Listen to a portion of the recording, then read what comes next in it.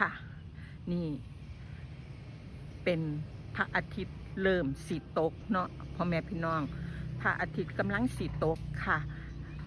กำลังสีตกบ่ท่านได้รับขอบฟ้าเนาะค่ะพ่อแม่พี่น้องอยู่วัดป่าวังน้ำเย็นของเฮาเนาะพ่อแม่พี่น้องอุ้ยสวยงามคักพ่อแม่พี่น้องเอ้ยสวยงามพ่อแม่พี่น้องเอ้ยเป็นภาพที่สวยงามเนาะพ่อแม่พี่น้องค่ะนี่เป็นภาพที่สวยงามนี่ก็คือด้านหลังของเสียงพระหนังเมืองเนาะค่ะนี่ค่ะพ่อแม่พี่น้องเอ้ยพ่อแม่พี่น้อง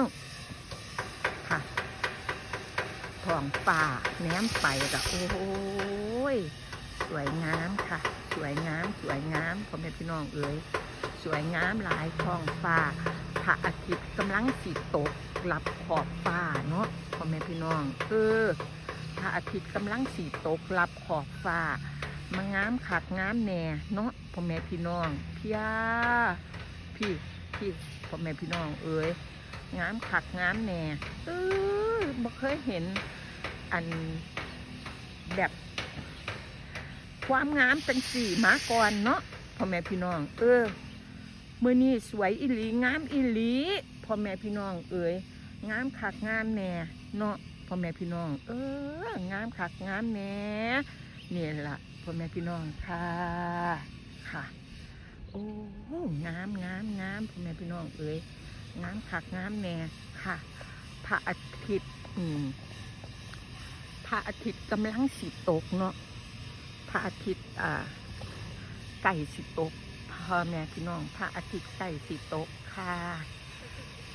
พระอาทิตย์กำลังสิหลับขอบฟ้าอยู่วัดป่าวังน้ำเย็นเด้อพ่อแม่พี่น้องค่ะกับปีก็ได้ฟ้าพ่อแม่พี่น้องมาเมือง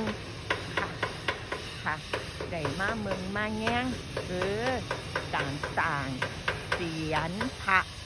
นางเมืองเนาะพ่อแม่พี่น้องเอ้ยค่ะได้พามาเมืองต่างเสียนพระนางเมืองซึ่งตรงนี้ก็ที่เป็นด้านหลังของเสียนพระนางเมืองเด้อพ่อแม่พี่น้องค่ะนี่ก็สิคือด้านหลังของเสียนพระนางเมืองเนาะพ่อแม่พี่น้องอันนั้นก็เป็นศาลาค่ะศาลาที่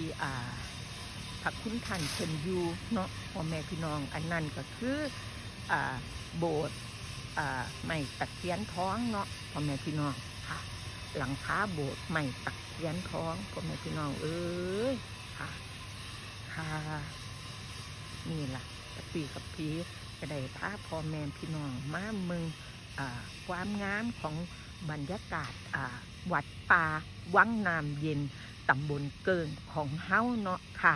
แลนด์มาร์คที่ใหญ่ที่สุดของจังหวัดมหาสารคามแล้วก็สวยงามที่สุดเนาะค่ะ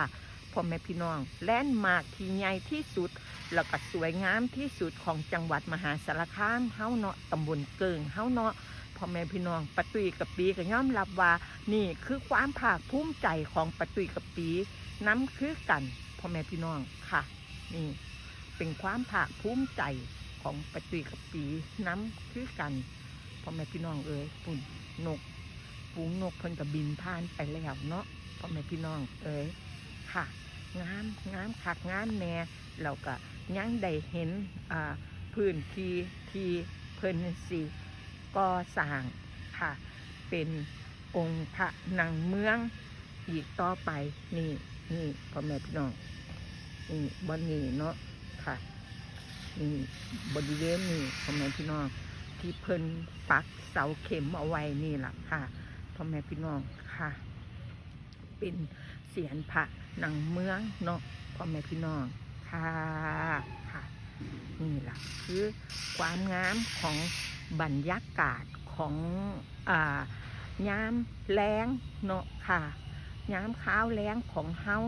ค่ะนี่ท้องฟ้ายามแล้งค่ะพระอาทิตย์เริ่มตกเริ่มจะรับขอบฟ้าที่วัดป่าวังน้ำเย็นของเฮาเนาะพ่อแม่พี่น้องค่ะแลนด์มาร์คค่ะ จังหวัดมหาสารคามตำบลเติงของเฮาเนาะพ่อแม่พี่น้องเอ้ยบรรยากาศจังสี่นี่สิบ่ค่อยได้เห็นง่ายๆเด้พ่อแม่พี่น้องค่ะคนเขาก็มีแต่มากันย้ำเศร้าแต่ป่ามักมาย้ำข้าวแล้งนี่ล่ะพ่อแม่พี่น้องค่ะนี่ฝูงนกพ่อแม่พี่น้องเอ้ยค่ะฝูงนกค่ะคลิปนี้ซ้ำนี้ค่ะสวัสดีค่ะ